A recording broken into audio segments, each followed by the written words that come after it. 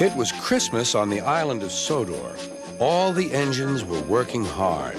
Thomas and Toby were busy carrying people and parcels up and down the branch line.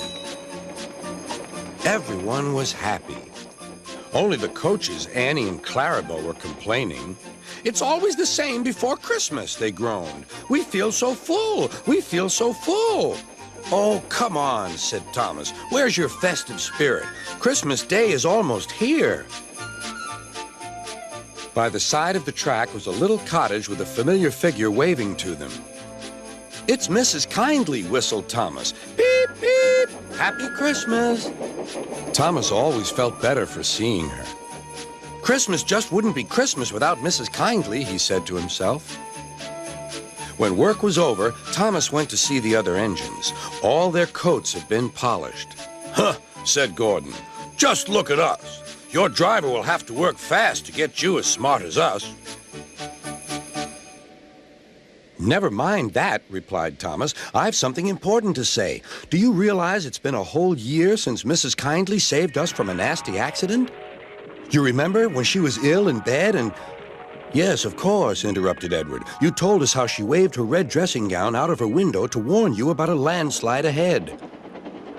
"And you and Toby gave her presents?" Percy joined in. "And Sir Topham Hatt sent her to the seaside to get better."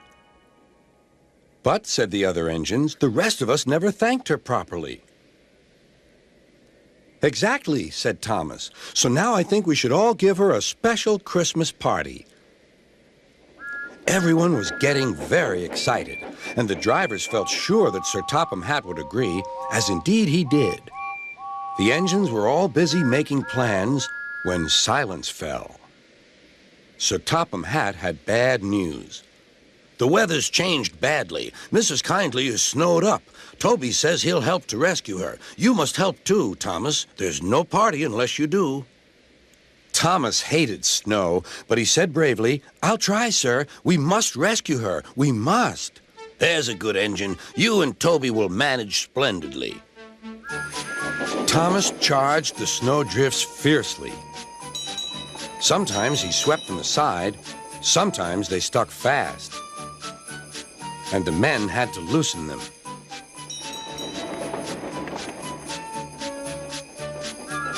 But at the cutting near the cottage, they could go no further. "Look at that!" exclaimed Thomas's fireman. "Beep, beep! Here we are!"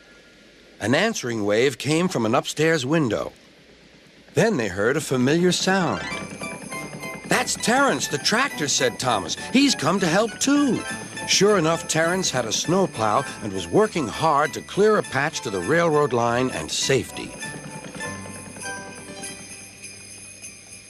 At long last, the rescue was complete.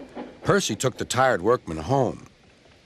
Terence said goodbye to Mrs. Kindly and promised to take care of her cottage as he watched them all set off. The engines made good time. No more snow had fallen, but the yard was dark. There was no one to be seen. Thomas's heart sank. Suddenly, all the lights went on. What a marvelous sight awaited Mrs. Kindly. "Well done," said Sir Topham Hatt. "I'm really proud of you all." Mrs. Kindly especially thanked the smaller engines. "Thomas and Toby are old friends," she said. "And now, Percy, you are my friend too." Percy was very pleased. "3 cheers for Mrs. Kindly," he called. "Beep, beep, beep." They all whistled. "We wish you a Merry Christmas, we wish you a Merry Christmas, we wish you a Merry Christmas and a Happy New Year." Thomas the tank engine and his friends thought it was the best Christmas ever, and Mrs. Kindly could think of nowhere she would rather live than here with them on the island of Sodor.